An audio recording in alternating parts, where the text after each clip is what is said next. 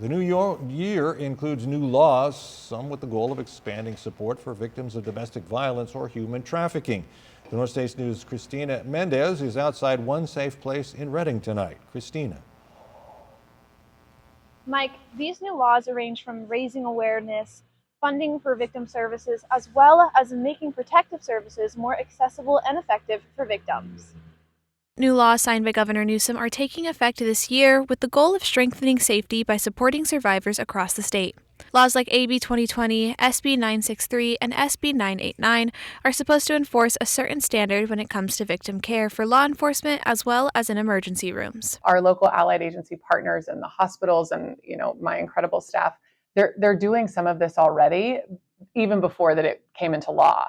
And so the fact that it's coming into law means that it's going to be sustained across the state in a really cool way. But more than anything, I feel inspired by a lot of the things that are now law that our team has been doing diligently because ultimately it's victim-centered care.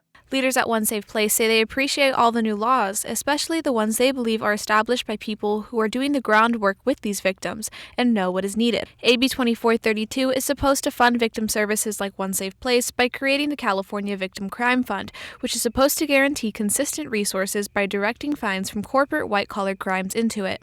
I don't know that anyone in the victim services space would ever say that there's enough resources to serve all of the victims, but this last year, the Victims of Crime Act, there was a significant funding risk. And so the fact that these funds have been put in place that will ensure the sustainability of a lot of the services that we provide, we receive some of these funds.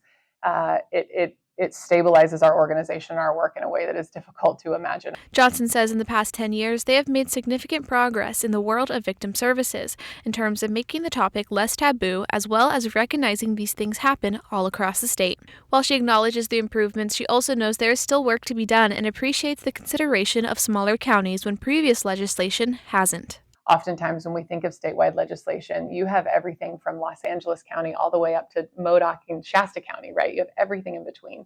And I think legislation that is informed, that supports not only the larger urban centers, but also makes a lot of sense and is able to be executed and is accessible in the smaller rural counties, always gets me really excited. A full list of all the new victim support laws that will be going into effect this year will be on our website, krcrtv.com. Live in Reading, Christina Mendez, Northstate News.